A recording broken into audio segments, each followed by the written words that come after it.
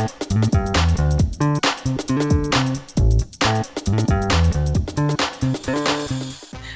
and welcome back to your property podcast. My name is Michelle Cairns, and with me today I've got Jackie Tomes. Tomes like Holmes. Hey, That's Jackie. right. Hey, Michelle, lovely to be with you. Absolutely lovely to have you on. And we have worked together before on a couple of our webinars, so our free web classes for our community. So many of you might have seen Jackie before or attended one of those web classes. But if not, just to give you a little flavour, and we can dive into this during the podcast. But Jackie has spoken on over 200 property events, is a world record holding public speaker, which I have to say is a bit of a mouthful. Thanks for that, Jackie. No problem. Featured multiple times in YPN magazine and has been featured in 2 Amazon #1 best-selling books. My favourite part of her bio is she's developed the holiday every 6 weeks lifestyle, which we're going to talk about. And Jackie has, she's created business strategies for over 100 property businesses. And she's here to share how you can focus, raise finance, and do more deals. So basically, we're going to be talking about raising private finance, among lots of other things. But for those of you who are listening to this and not watching it on the YouTube channel, then you won't be able to see Jackie's flowing hair and the glowingness of the heat that it seems to be in Thailand. So this is part of your holiday every 6 weeks. I'm not being funny, Jackie, but you always seem to be on holiday when I speak to you. So are you sure it's every 6 weeks? To be fair, we travel a lot more than that, but for us, it's more like every 6 weeks we basically stop wherever we are and we don't work for a week, and we will not do meetings and just be like fully switched off from the business basically. But that doesn't mean we don't travel a lot more than that basically. Well, this is interesting because I've been trying to explain, because I've been on a workation for a month, and everyone comes back, oh my God, so lucky you've had a holiday for a month. Like, well, no, I didn't mention holiday. Holiday for me is where you don't work, right? So what you're talking about is you work, and then every 6 weeks you don't work, and that's the holiday. But when you're working, you just happen to be in a different country that has very nice weather, right? Exactly. Yeah, go where the weather is good, basically. Keep following the tilting axis of the globe to find the good weather. And I guess that's one kind of a bit of a mission to be like, how can we be in the best places around the world at the best time for the weather there? And then maybe a life's mission alongside other things. But yeah, to be able to, it's great fun being able to just work while you're traveling in different locations, and just being in different places and different vibes is great. And then just changing up the vibe every 6 weeks to just be fully focused on exploring an area rather than just living life in different locations. Yeah. Well, how do you find that there's no routine, right? Because you're in a different place and it's often new places. So you still need the routine of work, but you don't know where you're going to be. So how does that work with internet and logistics?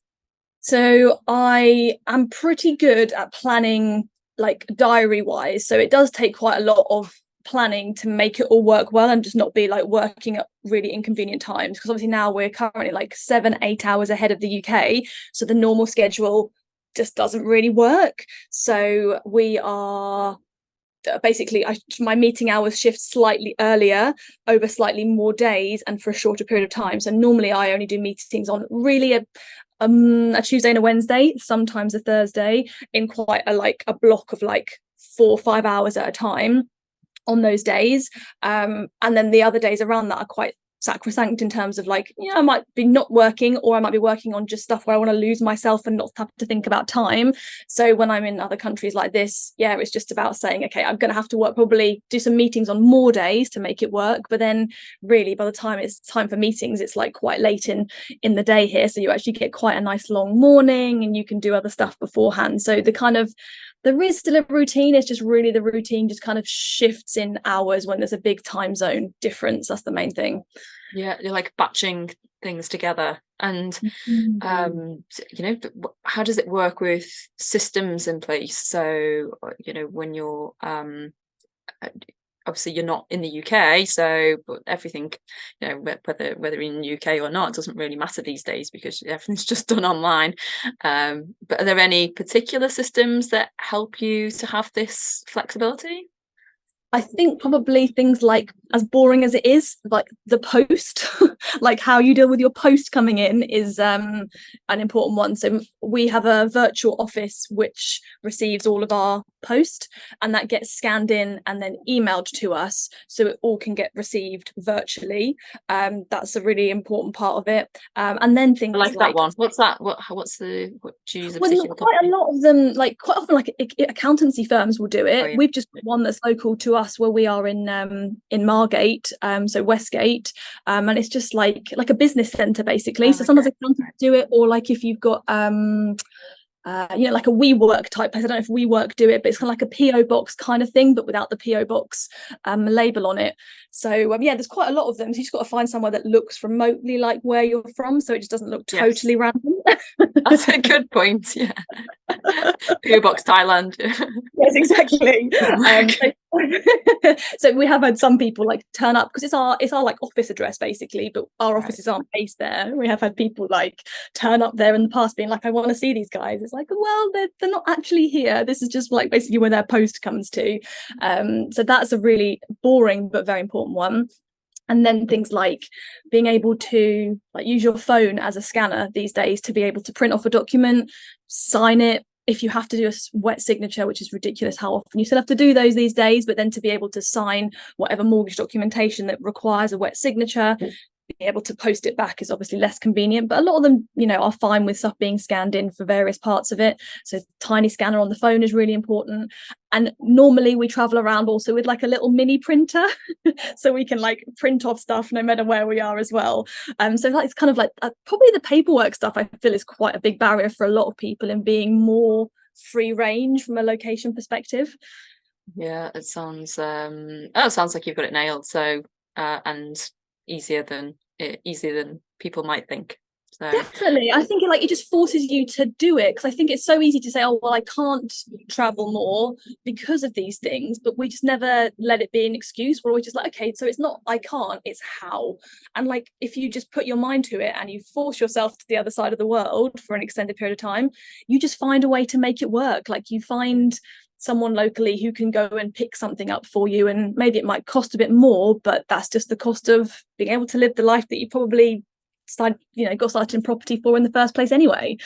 well, yeah, that brings me on. Let's weave this in because obviously your specialism is in raising private finance, and for a lot of people, they might be listening to this thinking, well, it's okay for Jackie because she's kind of built the portfolio and got the funds to be able to basically not have the day job, because for a lot of people who want to travel and or have this flexible lifestyle where they might want a holiday every 6 weeks, then the day job is what stops them. So you've obviously transitioned out of that into full-time property and into teaching other people how to raise private finance.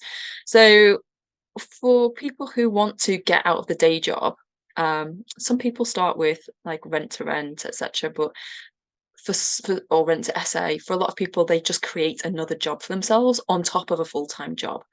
Um, Whereas I know a lot of people, and I've done this myself, where I've gone down the working with joint ventures and the private finance route. So where you are buying the properties rather than the rent to rents. And the rent to rents are great because they certainly gave me extra cash in order to eventually leave the day job. But for me personally, it was very slow. So and it was very chaotic at the beginning because I had these two jobs essentially going on. But tell us about raising private finance in order to build a portfolio and then buy back your time.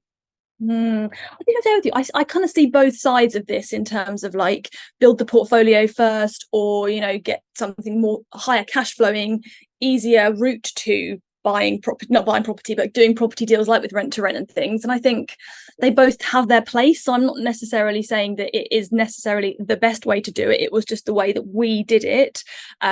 So for us, the private finance thing was kind of like, I want to have a portfolio, so therefore my main barrier to building the portfolio is not having enough money to do it. So for me, if I can solve that problem, then ultimately that unlocks the whole thing, to be able to do enough deals to get the cash flow that we needed to be able to live life. It's definitely slower in terms of, like, you know, especially because we're doing single let, so you've got to get volume of properties to really get it up to a certain level. And for us, we were very good at being very yeah, I guess frugal in those early days of building the portfolio. I didn't need 20 grand a month to leave my job. There were much smaller numbers, so therefore it didn't have to be a huge number of deals. Like 10 deals was enough for me to actually have the freedom to go, I don't need to do that job anymore, and then have more time for property. So that's just kind of context for it. But yeah, coming back to the private finance, for us it was initially like friends and family who'd seen us do one deal, and we'd got like a bit of a case study that we could use, and saying, you know, do you want to do this with us? Basically, like, you've got some money that's not really doing anything. We could do all the work and you could put in the money, and we could go and do some of these together. And that's kind of how it started. And then it's had to professionalize since then, as we've, gone out to property networking events and met other partners who have then come on board either as JV partners or as people who have been loaning us money. And it's kind of grown from there, the kind of learnings about how you build that rapport and relationship with people and choose the right partners, to be able to get that whole thing working. But a very big part of that for us has been that when it's gone well, it's because we've been really clear about what it is we're doing in property. And when it's gone, I'm going to say badly, but by badly I mean wasted a heck of a lot of time, not getting very far very quickly, was when we were really scattergun in our approach to what we were doing in property. And every time we focused in and been like, at first it was single lets, this is what we're doing, buying flats and renovating them. And then we moved on to buying blocks of flats and focused on just renovating blocks of flats. Like, every time we've just been really focused, it gets a lot easier to help to explain to potential investors what it is that they're actually potentially getting involved in, and to be able to put across what the numbers are and how it actually works, because it's virtually the same every time. Yeah. And did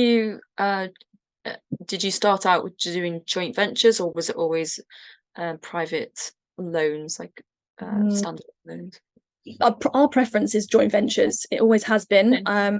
I know that most people prefer loans. Like, that's the way that people normally go, because obviously when you're doing joint ventures, you give away a good chunk of the pie. Basically, for us, 50-50 is our standard approach. But for us, it's been overall better. Like, we're like, I would say, like a medium attitude to risk. Like, I'm not a big risk taker, and I think the money that gets left in deals, or the potential for money to be left in deals, was for us the biggest risk. And actually, if we could set it up with a JV partner where it's like a long-term portfolio build, as long as the money that's left in is returning well enough, there's no problem with there being money left in. Because what I've seen subsequently in helping other people with their strategies is quite often people who are scaling up purely with loans, the money that gets left in is exited through the cash flow on the deals, which essentially could kill the cash flow on the deal for 3 to 5 or more years. And if you're doing it for more cash flow, it doesn't actually solve the cash flow problem. Whereas with joint ventures, you solve that problem. It's like, that's just part of how things are set up, that there will be money left in, it will return at a certain amount, that's part of our criteria for working together, and as soon as it's rented, we're splitting the cash flow. So even though I'm ultimately giving away a heck of a lot more, it's a good value proposition for an investor, but it's also overcomes one of our main concerns and drivers, which is short-term cash flow. So it's kind of a bit of you have to kind of flip it on its head a little bit to kind of get your head around why we've done it. Okay, so your investors, do they buy cash and then leave the full amount in and essentially become the mortgage hosts, or do you refinance and then they get some money back, but they're just leaving a deposit money in? We refinance. So we generally do buy with a mortgage up front, just because, like, the mechanics of how hard it makes the capital that the investor's putting in, it just makes it return so much better from the project. Because for us, it's like the project phase is that phase where you're going through refurbishment before, like, doing up all the properties, and then you refinance it, and then you're sort of in the more ongoing rental phase. In that project phase, you comparatively to how much money you can put in if you are buying with a mortgage, how much you uplift the value by is substantial. So it really hikes up the ROI for the investor in those early days. And then obviously after refinance, the same thing then happens again when you release the value that's been created through that work, which then means that the money that's left in returns a lot higher. So for us, it always just comes down to what's the ROI on the funds that are being used, and to get those within metrics that ultimately work really well for the investor. And often buying in cash, unless it's a deal that's particularly great because of the speed that you can use with cash, ultimately for us, just the way that we engineer the deals to maximize value to the investor just makes that work best. And how does that, because typically it's more difficult to work with a joint venture partner when you're getting a mortgage early on. So when you're buying with a mortgage, is it just a specific lender that is happy with having a joint venture arrangement? Because that's not normally possible. So I think it's actually a lot easier than with loans, because with a joint venture partner, the way that we do it is we set up a company with that JV partner. So it's a new vehicle that we're going to build a portfolio in. So it's very clear which parties are involved. And then if you approach a bank with that vehicle to say, can you lend us some money? Yeah, Right. Okay. So you're buying it with the company, right? Yeah. You're buying it with the company. If you're doing other arrangements where, like, that's all for us, the loan thing, we can do it, but there is a much smaller pool of lenders if you want to be able to borrow the deposit. So in a way, it actually overcomes, that was another challenge that we all go through, right? Like, how do you find lenders that are happy with that? And it's true, there's not a lot that are happy with that. So therefore, again, for us joint ventures, it just is another benefit for us overcoming that. Yeah. Oh, okay. That's encouraging to hear. I didn't know it was as as flexible as that. So that's good. And transitioning then from friends and family to other investors in your network, how did that transition work? It was a real learning curve, to be honest with you. Like, I remember when I first heard about working with investors, I was like, oh my God, like, this is like the best thing since sliced bread. Like, it was saving up the money that was like my limiting factor. It took me like 18 months to like scrape together the deposit for like this like 100k-ish property. So it was like slow. And yeah, then I started hearing about working with investors, and I was like, oh my God, this is amazing. And then I started going to networking events and telling people that I was looking for investors, and like quite a lot of people were like, that's interesting, like, I'd invest with you. And at this point I hadn't done much, like, we're in the like single digit number of deals done, and people were like, yeah, I'd invest with you. I was like, damn, well, that's easy, ticking the box, done. But then actually someone saying that they're interested and actually doing it were two very different things. And I think that was then our next kind of learning curve, is how to find which people say they're interested versus which ones are genuinely interested, and which ones are genuinely interested based on what you can actually deliver, which then comes back to the point that I said before about what is it that you're doing. And like many people, we initially started with single lets, but we got very distracted trying to do all these shiny, more exciting things like HMOs or whatever else. And therefore we were doing so many different, or trying to do so many different types of strategies, that it wasn't clear what the investors were buying into. It wasn't clear enough to make deal flow easy. It wasn't clear to what the returns were going to be. Like, it was chaotic. And so therefore, because we weren't clear, investors weren't clear, and that made that initial process a lot harder. So that was one thing that we learned, was just having to be really specific about what it was that we were doing and what that meant to the investor in terms of what we could actually deliver. That was one side. The other side was, how you don't just meet someone one time and they transfer money to do a deal. Like, it's a relationship. Like, that's why it's quite nice to start with friends and family, because you've built that trust and rapport over many years, and it's it's good. And probably maybe not so much with family, but definitely friends, you're going to be probably values match in terms of how you behave. Like, there's quite a lot of benefits to it, as long as you are setting it up well and treating it professionally, because that can be the downside with friends and family. You don't want to mess that up. But yeah, how do you then build that relationship with new people? And that was part of us developing our pipeline process, to how we get to know people, how they get to know us, what information to give at various points in the process. So it's not nothing so that someone doesn't know what you do, and it's not everything so that they're overwhelmed with information, and basically be like, review your massive investor pack is like another task on their already massive to-do list. So just basically, yeah, breaking it down and using things like the FCA regulation, about doing promotions around pooled investment schemes is like a massive thing for people. So it was for us at first as well. When that came in, we were like, what does this mean? What can we say? What can we not say? But actually, when we got into it and we started to think about this journey to investing with someone, actually the FCA process actually fits really nicely. Like, it's the questions that you want to ask anyway. So it was just like breaking down the stages, and that alongside a clear model.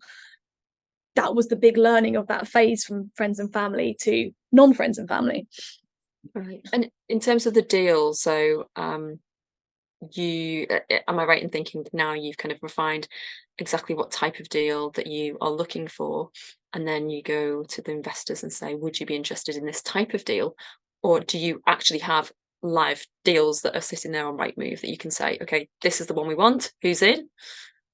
So because we're so specific about what sort of deals that we do, really we don't need live deals to show to investors to get them on board, because it's like, we buy a block of flats, this is the prices between here and here, we uplift it by this, the rents are this, and that means the returns are this. So you can use case study examples as part of that process to deciding to work together. When we have decided to work together, we sign what's called heads of terms, which is basically laying out that framework for how we're going to work together. And only at that point would we then go and present a deal to an investor. But as long as the deal fits the criteria that's laid out in that heads of terms, it's not really a question of, do you want to do this deal? It's really, here's the deal that we found that we're going to do together. Are you all good? It's really just just a check. If someone were to say no to a deal at that point, that would have, it's happened once since we started doing this overall process, and it's because someone's situation changed substantially, so it was kind of different. But yeah, if someone said no at that point, that's completely in conflict with everything that we've set up to that point. So it'd be quite a big going back on your word red flag for us at that point if someone were to say no. So did I answer your question, Michelle? I've gone on a tangent. I was just following your story. So in terms of if going back on their word, is there actually a commitment fee that they pay so that they would lose out if they actually said no? Is that part of the arrangement? Yeah, we haven't done that so much with our recent joint ventures, but we did do it at one point, but really kind of got to the point that it's like, this was process enough for us to feel comfortable. But yeah, it's definitely something that you can do, and indeed we have done along the way. Once you've got the relationship and you've got that trust, then you don't really need it. Like, that's someone's word and signing and agreeing stuff. Like, it's a commitment already to have gone through that, and people want to do it. They've got money that they want to invest, and as long as you deliver on what you've agreed you're going to do in terms of the deal that you find, like, why would they say no? Like, unless their circumstances change, which does happen, but as long as that's like the exception, not the rule. Yeah, we found that these days it's not necessary, because we've already built that relationship. One of the most common questions we get is, what comes first, the deal or the money? So what do you think?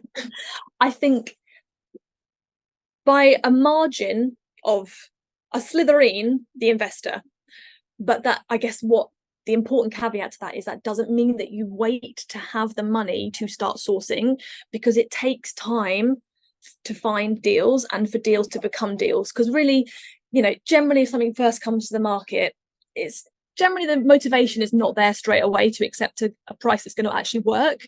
So you've got to pipeline it and follow up and wait for it to become a deal. So you've got to make sure you're doing that already, so that when you get that agreement, there's not a massive lag to then finding a deal, because you don't want money just sitting there. That there's a cost to that. So really the answer is, you do both at the same time, but we would never get an offer accepted without having clarity on where those funds are coming from. Doesn't mean we wouldn't put offers in, but they would not be offers that we expected to be accepted. It's more an offer to find out more information about what offer would be acceptable, and to move the deal side of it forwards, but we wouldn't aggressively negotiate on something to our max offer price until we are 100%, or I guess let's say 99% confident that the money's there. Right. And when you're working with agents then, or even owners directly, are you upfront from the very beginning to say, I'm not buying this on my own, I'm working with investors? Yeah. And are the agents okay with that? Yeah, I think if you're not upfront straight away, I think it makes you come across cagey. But I think, it's people are just as impressed if you can do it with investors. Like, it's just as valid and actually more exciting because, there's a limit to how much money one person can have. But if you are able to harness the power of other people's money, they're going to love you even more. You're going to have to prove that you can do it. But I would, even if you are using your own money for your first deals, I would still be talking to the agents about the fact that you work with investors, like set that up from the very beginning. So yeah, we're very transparent about that. And I think as long as you do it with confidence and volition, everyone's like, oh, okay, well, this person's clearly got their shit together. Right. And I think sometimes it helps because it separates you from the deal as well. So you can say, okay, I need to go and check with my investor on that. I'll be back in a couple of days. Just buys you a Yeah. bit more time. Absolutely. And I like business partners, particularly for us with like JV partners, or with any of them can be business partners, really. It's like, it's not just some random person, it's someone who I am in business with, True. And do you just work with a handful of investors that you, like, let's say under five, that you just, go out and find more deals with, and that they've got X amount of money to be able to work with them longer term? Or is it just one investor per deal? How does that arrangement work? So no, we have probably 25, 30 investors in total. Wow. Some people are investing much smaller amounts of money, and some are larger. The smaller What's amounts of smaller, money. what's larger? So yeah, good question. So smaller would be like 50 grand, larger would be 500 to a million. And generally the smaller pots of money, like we can't make a joint venture work on 50 grand or even 100 grand. Like, it has to be a larger sum of money to make that work. We'll talk about that in a second if you want. But yeah, so it's like there's a pool of investors. Our ideal is, when working with a JV partner, it's like there's one JV partner per deal. So we kind of have a small number of JV partnerships, maybe 5 or 6 main JV partnerships. And those guys we ideally, like, we find one deal and it comes to that partnership. We have had some where you're like, okay, well, that amount of money is not quite enough for that deal, but we've got like a few different partnerships, and it's kind of like a jigsaw puzzle. You're out looking and you see what's available. And so, for example, we did a deal where it was a block of 13 flats, but it was actually a block of 7 and a block of 6. So we split the title on purchase, and one JV partnership bought one and one JV partnership bought the other to make the funds that were available work. And sometimes it might be that a JV partner is a little bit short on the amount of money that they have available. We don't want to not be able to do that deal because of that. So then we would basically broker in some funds from one of our other investment partners to make it viable for that partnership to be able to do the deal. Right. Okay. I like the idea of splitting the titles and having different joint ventures on these sides. Okay. And so, managing 25 investors, I guess some of them are just parked. Like, there must be a percentage that, they're just ticking over now. You've done all the hard work and the money's kind of coming in. And Yes. then, how many live projects do you have at any one time? Yeah, so because our projects are quite big, we're buying blocks of flats, so it's like there's not that many individual projects. There's quite a lot of Right. combined flats all in one go. So like the recent ones have been like 10 or 13 flats in a block. That's like the general. So yeah, there'd only be like 2 or 3 live projects at any one time going through.